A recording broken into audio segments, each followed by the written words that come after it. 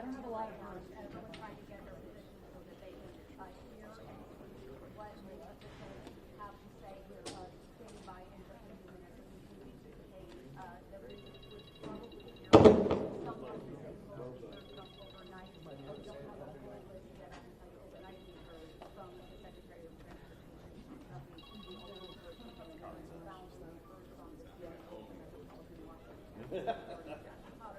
We also heard from the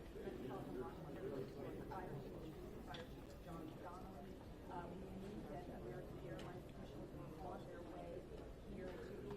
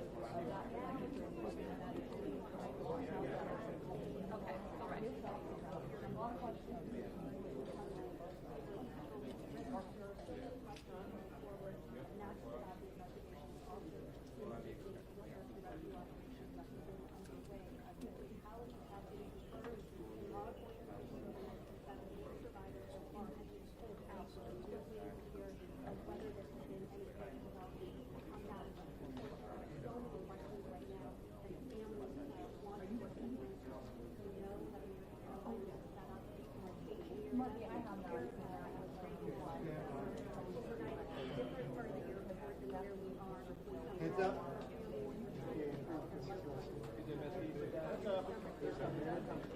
All right, folks, here we go. Stand by.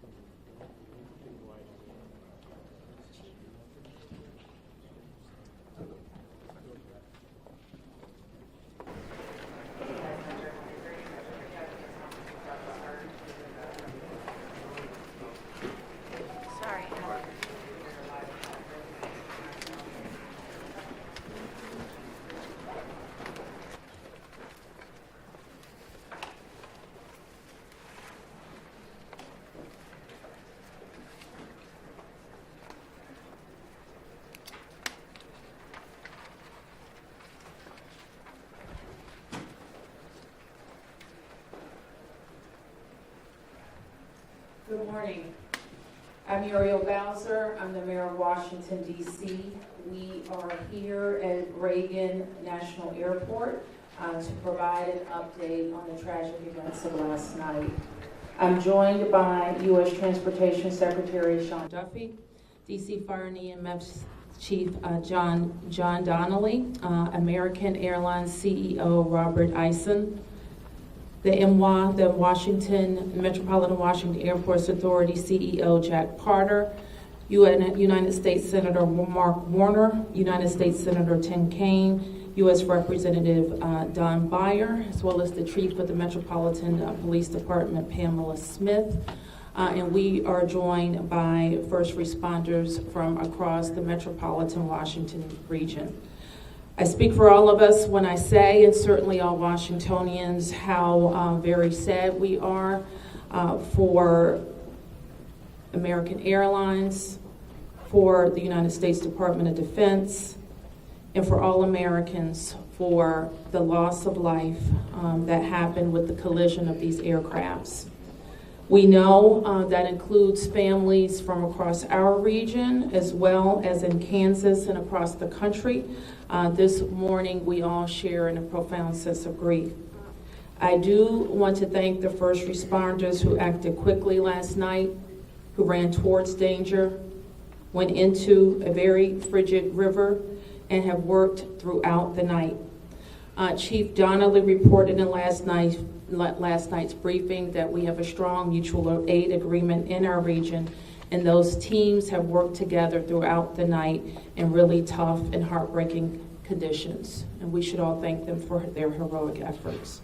So we'll have several updates today. I'm first going to turn to the Secretary of Transportation, Sean Duffy, and then you will hear directly from Chief John Donnelly with a situational update.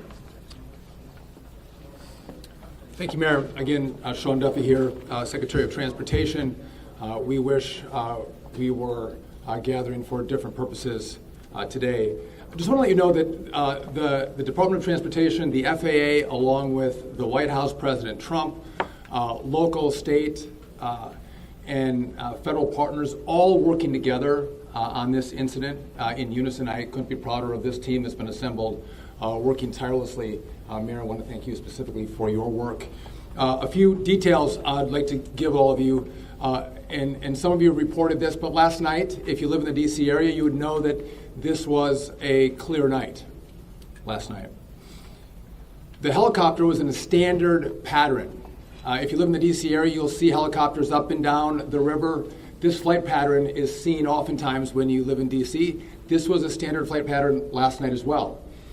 The American Airline flight coming into land was in a standard flight pattern as it was coming into DCA. So this was not unusual with a military aircraft flying the river and aircraft landing at DCA. And again, if you live in the area, you'll see that frequently with those two aircraft working together. As many of you have reported, we have located the two aircrafts. The fuselage of the American Airline plane was inverted. It's been located in 3 different sections. It's in about waist-deep water, so that recovery is going to go on today as that recovery takes place of the fuselage of the aircraft. NTSB is going to start to analyze that aircraft, partner with the FAA with all of the information we have to get the best results possible for the American people. I would just say that safety is our expectation. Everyone who flies in American skies expects that we fly safely, that when you depart an airport, you get to your destination. That didn't happen last night. And I know that President Trump, his administration, the FAA, the DOT, we will not rest until we have answers for the families and for the flying public. You should be assured that when you fly, you're safe. Thank you.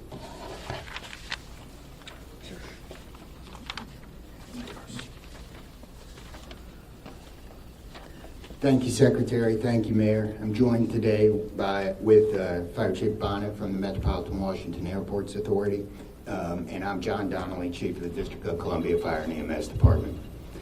Last night at 8:48, the control tower sounded an alert, which alerts responders to respond to a report of an aircraft crash on or near the airport. That sets off an immediate response from the Airport Authority Fire Department, from the District of Columbia and Metropolitan Harbor Patrol fire boats and other fire boats on the river in order to support that type of operation. Very quickly, this call escalated. It became apparent, the responders realized that they had a plane crash and immediately escalated to a response that ultimately included about 300 people last night. These responders found extremely frigid conditions. They found heavy wind. They found ice on the water, and they're operated all night in those conditions. I'd like to take a moment to acknowledge the agencies that responded in addition to DC Fire and EMS and Metropolitan Washington Airports Authority: Montgomery County Fire Department, the Prince George's County Fire Department, the Charles County Fire Department, the Baltimore County Police Department, the Anne Arundel County Fire Department, the Alexandria Fire Department, the Arlington County Fire Department, the Fairfax Fire Department, the Prince William Fire Department, the Baltimore City Police Department, the Maryland State Police, the Maryland Natural Resources Police, the Department of Defense, the Joint Base in Bowling Fire Department and the staff there, the U.S. Army, the U.S. Coast Guard, the United States Park Police, the Metropolitan Police Department, the FBI, and the NTSB. Despite all those efforts, we are now at a point where we are switching from a rescue operation to a recovery operation. At this point, we don't believe there are any survivors from this accident, and we have recovered 27 people from the plane and 1 from the helicopter. The District Office of the Medical Examiner has lead on reuniting these bodies and these people with their loved ones, and we will continue to work to find all the bodies and collect them and reunite them with their loved ones. We should also acknowledge that the Virginia Medical Examiner and the Army Medical Examiner are involved in this operation and a very important part of getting people identified. So.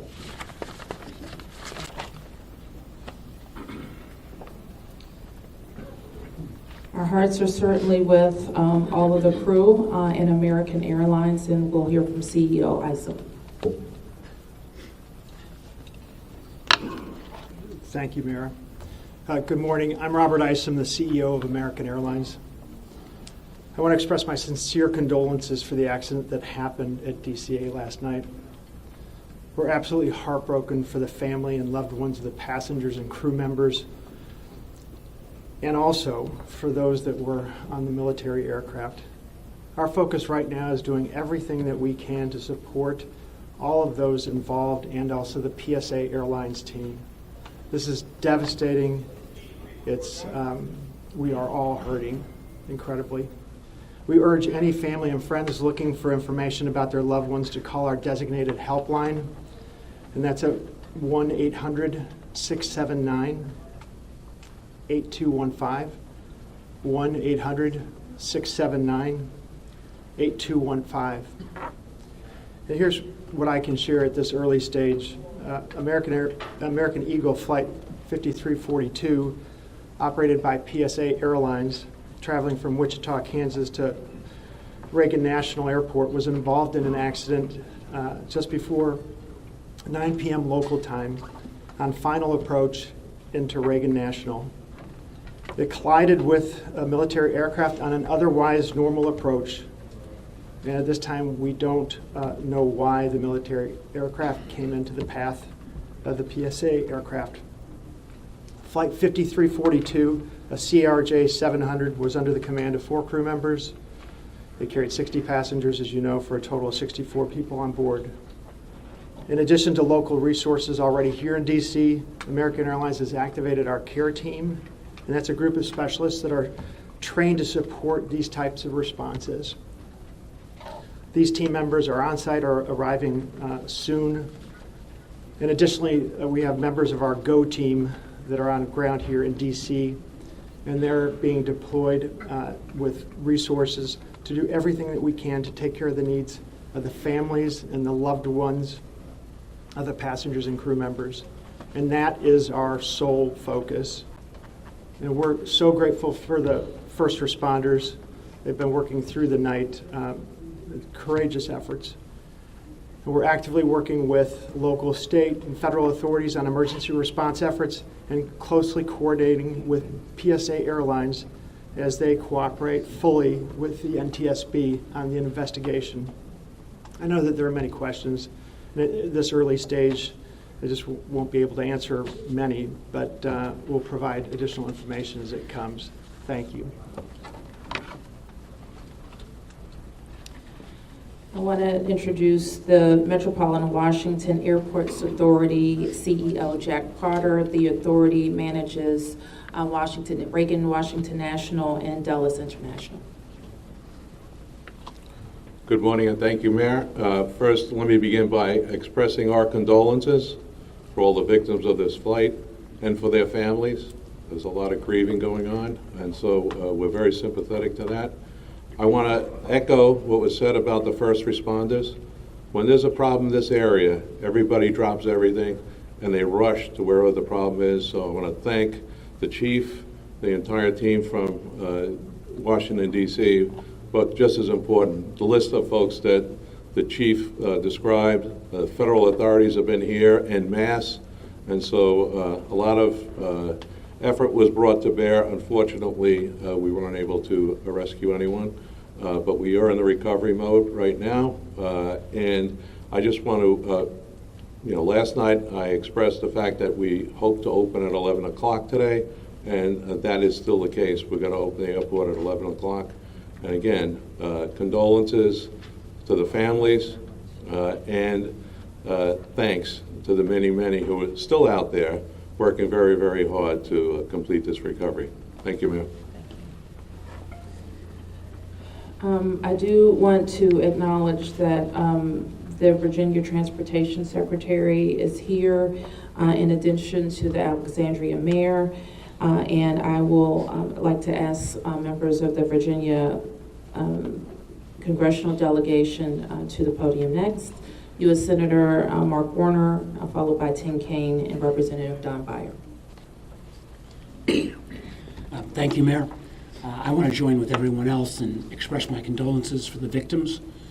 For folks who don't live in the DMV, we are made up of a lot of jurisdictions. Reagan Airport's in Virginia. Across the river we have Maryland, obviously the district, but as been indicated by the chief, when tragedy happens, all those distinctions between the various jurisdictions and our federal partners all disappear. And I want to again thank all the first responders. On a personal note, I'll just add that literally I now know I was coming back from the district from a dinner to my home in Old Town Alexandria. And while I did not see the collision, I wondered, I'd never seen this many red lights streaming towards the airport and across the river in Maryland about this time. My phone started blowing up and I realized that this accident had taken place. There'll be a time to figure out, I know NTSB will have a briefing later in the day, but to the victims, our condolences. To the first responders, our thanks. Sorrow, thanks, and questions. So sorrow, as all have expressed, to the crew, to the passengers, to the soldiers, to their families, to their friends, to their loved ones, to people who are still trying to get information and unsure whether their loved ones have been lost. We offer our profound condolences to them and our sorrow for this tragedy. Thanks, I'll echo, Mayor, what you began with. When you see a challenge like this and you see people from so many different agencies, local, state, federal, with different uniforms, different badges, but working in such a coordinated way, even in the midst of a tragedy, it does give you a sense of appreciation and pride in people's willingness to come to the danger and work together. And I started to see that as a local official 30 years ago in Richmond, and definitely have seen it here. And then finally, questions. There are going to be a lot of questions, obviously, a lot of questions. And that's what the NTSB's job is to be an independent investigator of incidents like this. And they are here. We were in dialogue with them earlier today. They've been here since they got the alert, and they will be doing the work and playing lead in answering the many questions that we have. And that's as it should be. It's not a time to speculate. It's a time to investigate and get answers to the questions we need. And I have confidence that will be done. Thank you.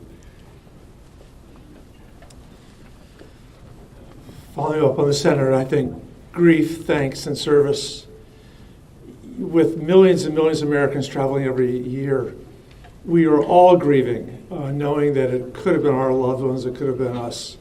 And our hearts go out to all those who have lost folks. In a most partisan place, also, I'm really thankful that Democrats and Republicans, people from all over, have come together to try to make sure that people are served. As a local representative, I want the families to know that our office is available to serve you in any way we possibly can through this time of grief and transition and loss. And then also just note that we're deeply grateful for the people who risked their lives last night on a moment's notice and spent the whole night on the river in the ice and the wind, serving us. And then finally, as Senator Kane, Senator Warner noted, after the NTSB investigation, we've got to make sure that at the federal level and with the support of Virginia and Maryland, D.C., we're doing everything we can to make sure this does not happen again.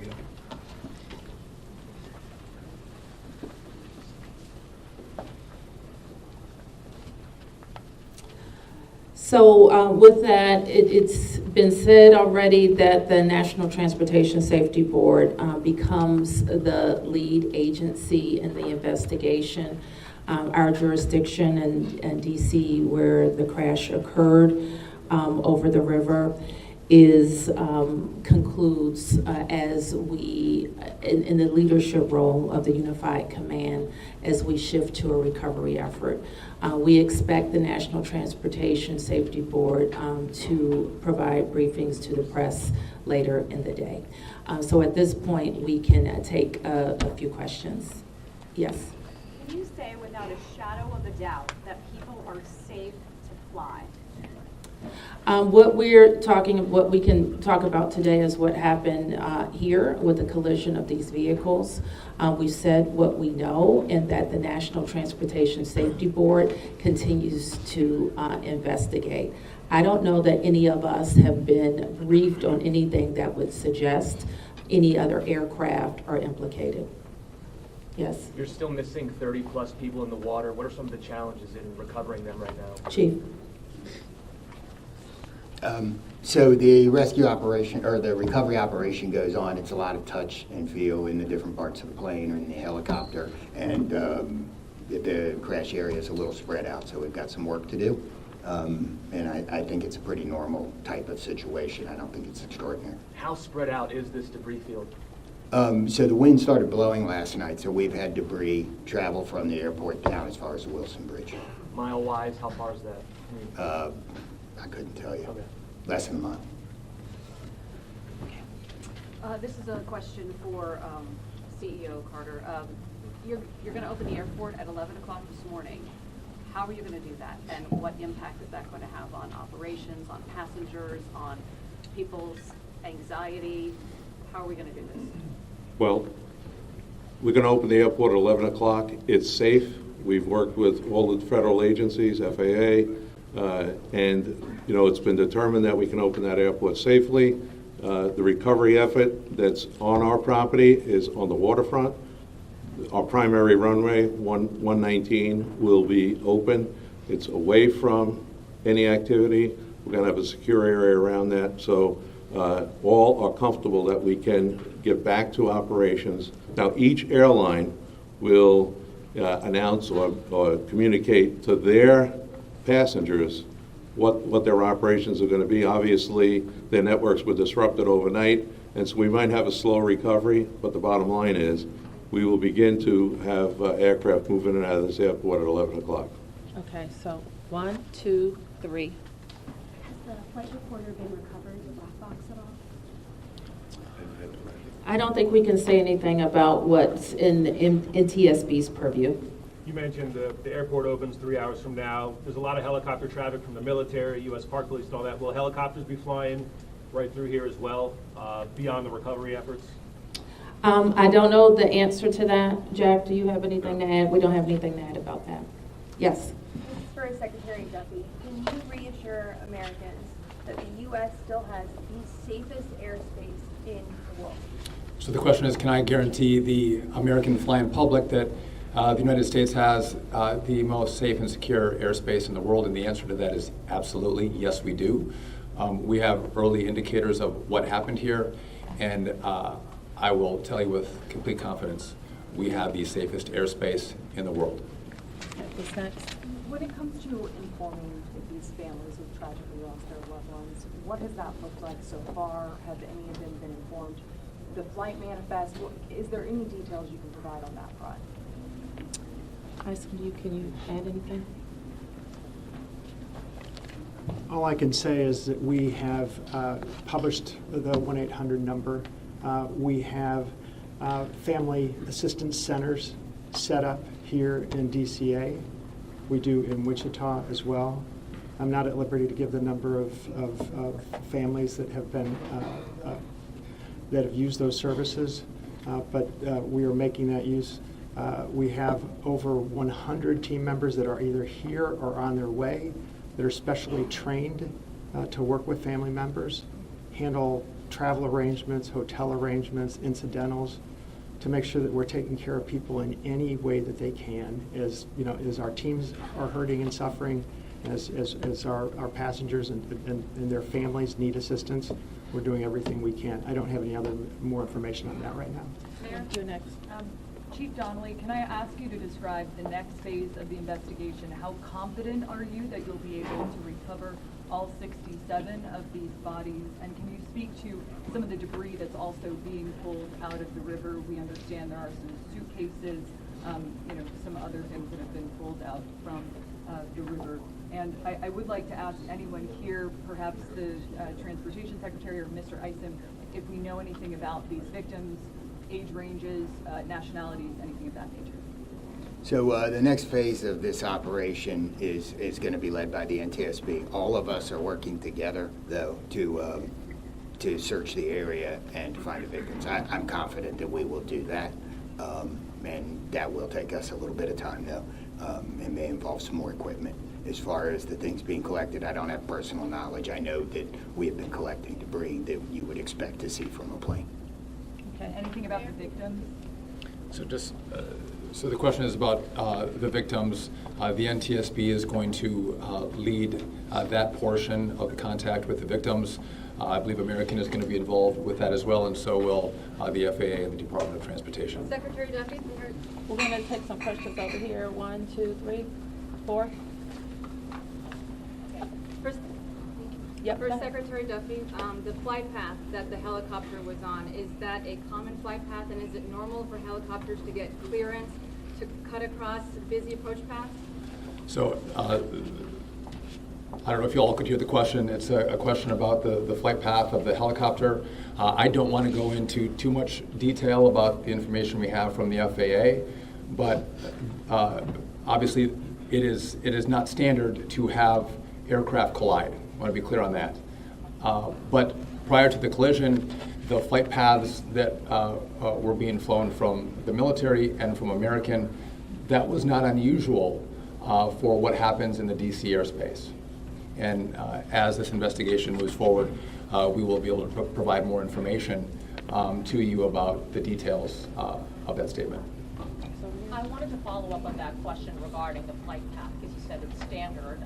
So can you speak to the conversations with air traffic control? Were there blind spots here? I don't know if you can expand. So the question is, were there blind spots with air traffic control? I don't want to make statements about that. I don't lead into that answer.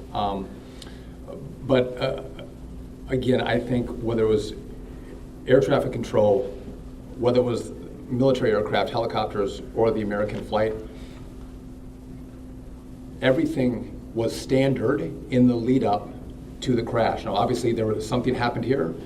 You'll get more information and more details as this investigation moves forward. We'll learn what happened.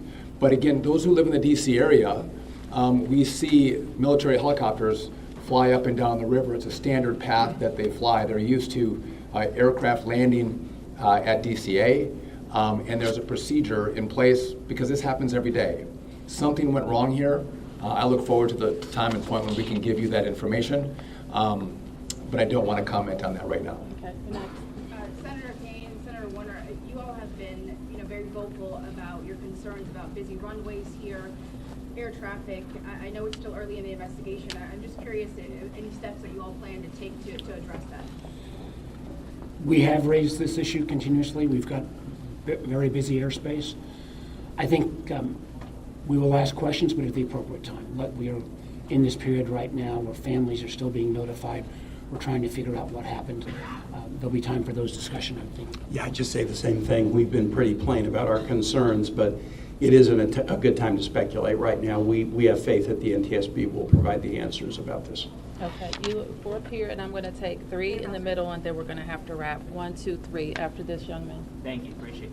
Chief, I know, again, I can imagine it must be traumatic for your first responders to have to deal with this. How are they doing right now, and are you all going to be offering any services to help them as they process this? So thank you for the question. Our first responders are resilient people, but yes, this call will be hard for them. Our peer support teams are already engaged with the responders, and we'll be following up on that to make sure that they're okay. But I think the concern is real. Okay. Thank you, Ms. Barry. What kind of communication was there between the helicopter and the tower, the plane and the tower, and the helicopter and the plane? I don't want to say too much on the communication between the helicopter and the tower and the airline and the tower, but I will say this: there was communication.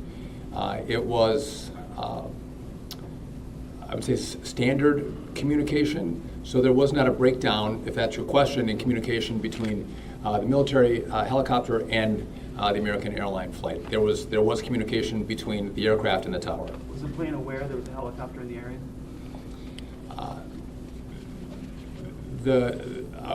I would say the helicopter was aware that there was a plane in the area. You mentioned that. So the president, you said yesterday that you called into the briefing room. Has he returned to the briefing room since then? Have you spoken? Also a question about the National Security Advisor, Mike Waltz. He's saying that there was 30 bodies that have been recovered. He just said that at the White House. Curious, I know you're in this presser right now, so that's hard for you to update, but I do have the question on POTUS in the briefing room. I can do the body question. So in terms of body recovery, we as we recover bodies, we have a process, and we're not counting any bodies until they're in the possession of the medical director. So there may be some fluctuating in numbers that other people would report, but our numbers from the medical examiner. So just in regard to the president in the briefing room, I've been with this team for the last hour plus as we've worked through the details of the information we wanted to give you. But it is my understanding that either this morning he was going to be in the Situation Room, or the Situation Room is obviously briefing the president. He has been kept in full appraisal of what is taking place. Okay, last two, you and you ma'am, first. You mentioned that the aircraft were on a standard flight pattern. Just curious, when the airport opens at 11 today, will planes be on that flight pattern again, or are they being directed to fly a different way to land? Jack, do you want to? No. Okay. Well, I mean, safety is paramount, and I don't have that information quite yet from the FAA, so I don't want to provide an information I don't want to provide an answer or inaccurate information on what routes will be flown out of DCA. Okay, last one. Two questions really quickly. What do you know about the experience and history of the pilots of both the American Airlines plane and the Army Black Hawk helicopter? And then for Secretary Duffy, last night the president had said that this could have been prevented and questioned why air traffic control didn't tell a helicopter what to do. Is that something that investigators have determined should have happened in this situation? So do you want I can quickly, Secretary. Just quickly, I don't have a lot of information to release, but these are experienced pilots. I know that the captain had 6 years with PSA, or almost 6 years with PSA, and the first officer almost 2 years. Again, standard approach, and that's about all I can say. Thank you. In regard to the military, I don't have information in regard to the experience of the military pilots. I would just note that this was classified as a training mission. Sometimes people could think that a training mission is someone who is inexperienced in the cockpit. We call these missions that are flown in the D.C. area as our pilots are getting hours in experience training missions. So don't read into that we had how many hours the pilots on the military aircraft had. And you had another question for me that was. Last night, the president had said that this could be prevented, and also that air traffic control, questioning why they may not have communicated with the helicopter, telling them what to do. We are going to wait for all the information to come in from this vantage point, but to back up what the president said, what I've seen so far, do I think this was preventable? Absolutely. Thank you. Thank you. Is there an acting FAA director? Thank you, everyone.